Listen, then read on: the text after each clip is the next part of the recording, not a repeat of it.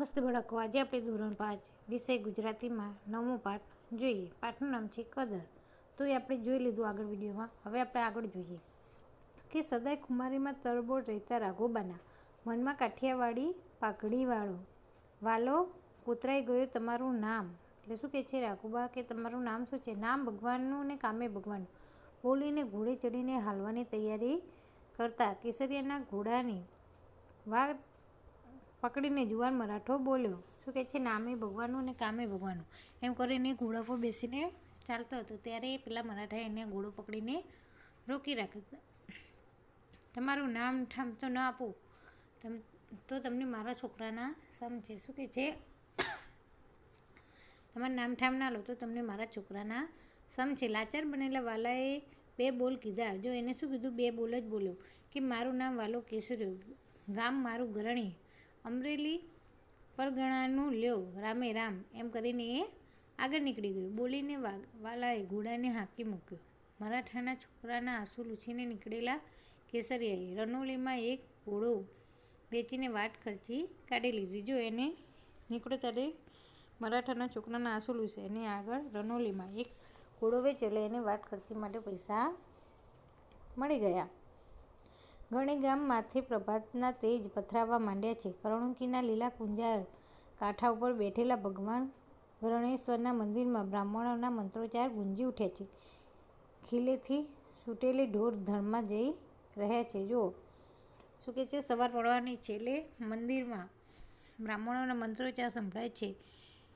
ઢોર પણ એમના ધણી ભેગી થઈ જાય છે. બરાબર એવે જ ટાણે ગામમાં અમરેલીના 10 ઘોડેસવાર દાખલ થયા. જો શું થયું? 10 ઘોડેસવાર આવ્યા હતા. કદાવર કાયા રાજાના પોશાકમાં ઢંકાઈ ગઈ છે. દરેકના ગભામાં જામનગરીના ઝંઝાળીઓ ઝૂલતી આવે છે. મોં ઉપર 5 પંથ કાપ્યાની ધૂળની જણ ઉઠેલી છે. આંખોમાં રતાશ ફૂટેલી છે. માથા ઉપરના સાફામાં ખાખી છોગા પવનના જગજગી રહ્યા છે. જો એ જામનગરીના ગંભારિયા હોય એવું લાગે છે ને રસ્તો કાપ્યો એટલે ધૂળ ઉડી હોય એવું એમના મોં પર લાગે છે. અણધાર્યા રાજ્યના સિપાહીઓ ગામમાં આવેલી ભાડી માણસો હેપતાઈ ગયેલે. અણધાર્યા રાજાઓ અને માણસો ગામમાં આવે એટલે માણસો બધા ગામના લોકો હેપતાઈ ગયા એટલે ગભરાઈ ગયા. વાલા કેસરિયા નામનું માણસ ક્યાં રહે છે?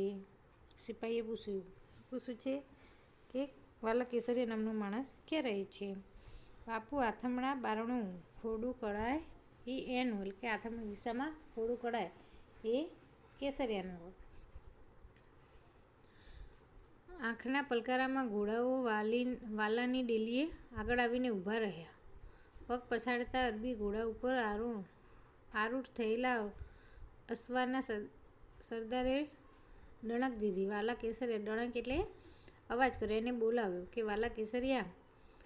દી ઉગ્યામાં અજાણ્યો સાજ સંભળાયો, પણ દાતર પાણી પરવારી ઓસરીની કોરે બેસી ભગવાન સૂરજની સ્તુતિ કરતા. વાલાએ જવાબ ન દીધો.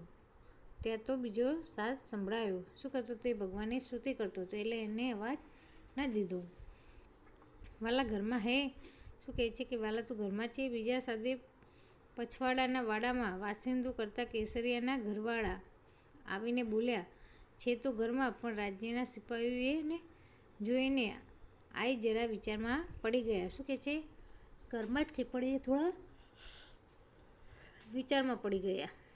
7 પેઢીમાં એ રાજ્યના સિપાહી આ આંગણે આવ્યાનું જાણ્યું નથી. આ શું? શું કહે છે? 7 પેઢીઓ થઈ ગઈ તો કોઈ દિવસ રાજ્યના માણસો આંગણે આવે એવું દેખાયું નથી. આ શું છે?